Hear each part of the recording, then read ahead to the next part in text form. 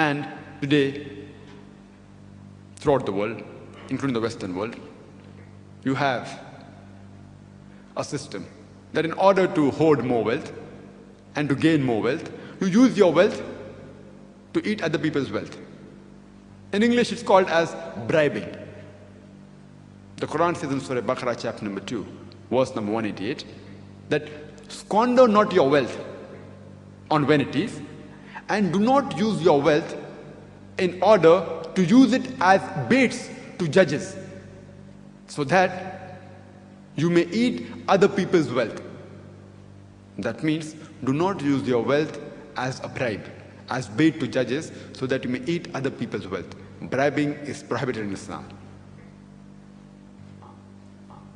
And the Quran says in Surah Hujurat, chapter 49, verse number 11 and 12, that let not one group of men laugh at the others. You may never know, the latter may be better than the former. Let not one group of women laugh at the other. You may never know, the latter may be better than the former. Do not call each other by nicknames. Don't be sarcastic to one another. Avoid suspicion, for suspicion in some cases is a sin. Do not spy on one another. Do not backbite. Do not call each other by nicknames, and do not slander behind their backs. Do not backbite. Are you ready to eat the dead meat of your brother? The Quran says that if you backbite, if you speak against somebody's back, it's as though you're eating the dead meat of your brother. And eating dead meat is prohibited in the Quran. Speaking bad about someone without proof, slandering him without proof, is prohibited in Islam. Slandering someone behind his back when he doesn't have an opportunity to clarify is double sin. Eating dead meat is a sin. Eating dead meat of your brother. The cannibals who eat meat, even they don't eat the meat of their own brother. So backbiting is as good as eating the dead meat of your brother. And Quran says, nay, you would abhor it. This backbiting and slandering in the garb of freedom of expression, hidden behind the term freedom of expression, you find it very prevalent throughout the Western world. People abusing each other, slandering each other, inverted commas, freedom of expression. The Quran says in Surah Musa, chapter 104, verse number 1, وَيْلُلْ لِكُلِّ هُمَزَةٍ لُمَزَةٍ. Woe to every kind of scandal monger and backbiter. The problem today, which the West is facing, and it has also seen to it that the other parts are facing because of it, is riba, is interest. Today, the Western world is in problems because of riba, because of interest. And they've seen to it that they've passed this disease even to the other parts of the world. It started in England by the King of England. He said that you give money, I'll keep it with you, and then I will give you interest, fixed interest on it. And that's how the present interest-based banking system started.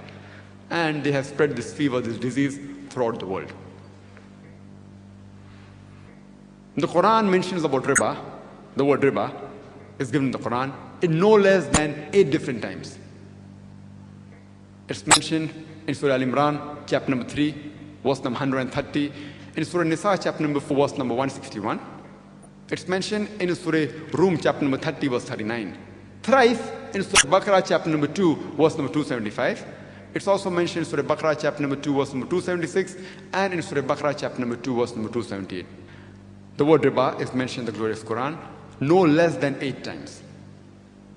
And why it is haram, etc. I've given the talk on interest-free economy promulgated by the Quran. For people who want to know the reason why Islam has prohibited riba, and riba includes interest over and above, people say that, oh no, riba doesn't include interest, modern interest, it only means usury. And I've described this in detail.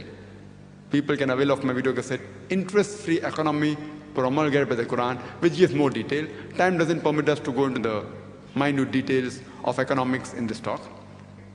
But just like to give the translation of 2 verses of the Quran. That is Surah Baqarah chapter 2, verse 278 and 279, which says that, oh, you believe, give up your demands of riba, of interest.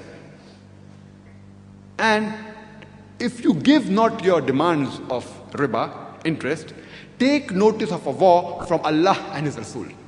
I mean, anyone who deals with interest, Allah and His Rasul will wage a war against you. There are various sins mentioned in the glorious Quran, which are big sins, Gunaya Kabira. But this particular sin, besides being a grave sin, it also says that anyone who deals with interest, Allah and His Rasul will wage a war against you. So if you deal in interest, you're challenging Allah and His Rasul for a war.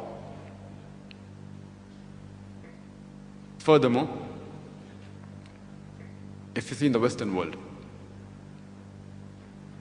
we have people, especially the children, they don't respect the parents. It's more in the Western world as compared to the Eastern world. And nowadays, in the new era, you have special child abuse cells.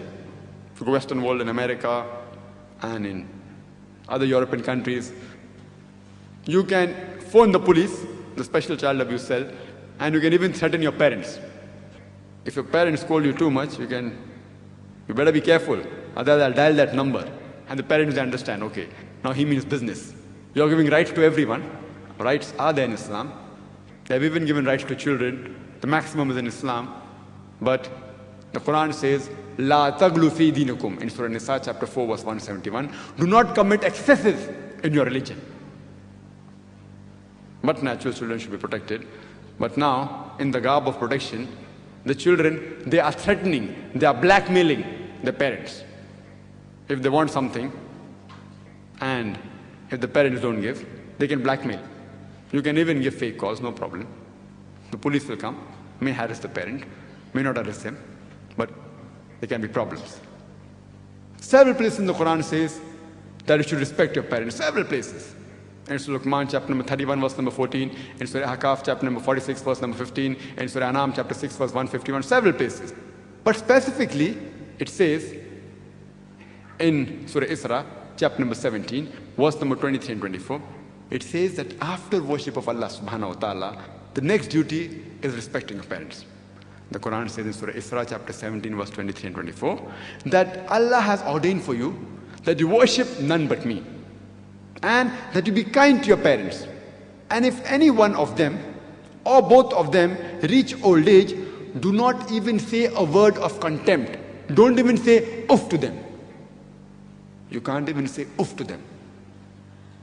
But lower to them your wing of humility and address them with honor, and pray to thy Lord that cherish them as they cherished me in childhood.